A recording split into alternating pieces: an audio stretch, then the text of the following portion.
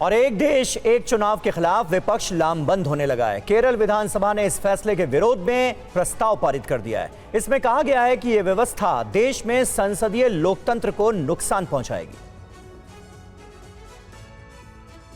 एक देश एक चुनाव को लेकर सियासत गर्म होने लगी है। केरल के लेफ्ट सरकार ने इसके खिलाफ मोर्चा खोल दिया है।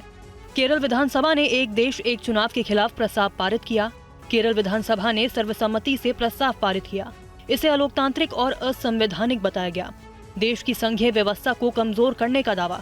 राज्य विधानसभाओं स्थानीय निकायों के कार्यकाल में कटौती। केरल विधानसभा में प्रस्ताव मुख्यमंत्री पिनाराई विजयन की ओर से राज्य के विधायी कार्य मंत्री एमबी राजेश ने पेश किया। एक राष्ट्र एक चुनाव के प्रस्ताव की अनुशंसा रामनाथ कोविंद पैनल ने की है। विधानसभा में पास प्रस्ताव में दलील दी गई है कि समिति लोकसभा, राज्य विधानसभाओं और स्थानीय निकाय चुनावों को एक खर्च के रूप में देख रही है, जबकि ऐसा करना अलोकतांत्रिक है। दलील दी गई है कि चुनाव खर्च कम करने और प्रशासन को प्रभावी बनाने के लिए और भी सरल तरीके हैं। इन तमाम दलीलों के आधार पर केंद्र सरकार से एक देश एक चुनाव के फैसले को वापस लेने के लिए कहा गया है। यूपी के हाथरस भगदड़ कांड को लेकर आज भोले बाबा उर्फ सूरजपाल की न्यायिक आयोग के सामने पेशी हुई। लखनऊ में सूरजपाल से घंटों पूछताछ की गई।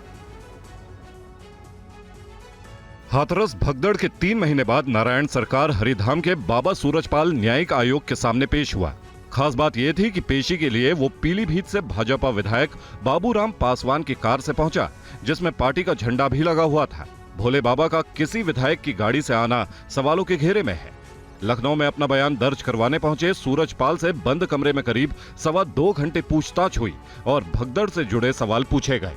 बाबा ने सत्संग में शामिल 1100 लोगों का एफिडेविट आयोग को सौंपा। उत्तर प्रदेश के हाथरस में 2 जुलाई को साकार हरि के कार्यक्रम में भगदड़ मची थी, जिसमें 121 लोगों की मौत हुई थी। करीब 150 लोग घायल हुए थे। आयोजक समेत 9 लोग गिरफ्तार किए गए थे। आयोजन में लापरवाही से लोगों की मौत हुई थी। व्यवस्था में भारी अनियमितता पाई गई थी। बाबा की पेशी की खबर मिलते ही उसके अनुयायी बड़ी संख्या में लखनऊ पहुंच गए, जिसे देखते हुए सुरक्षा की कड़ी व्यवस्था की गई और एहतियातन जनपथ मार्केट को बंद कर दिया गया। पुलिस ने करीब 1 किलोमीटर इलाके को सील किया। जगह जगह पुलिस और आरएएफ के जवान तैनात किए गए।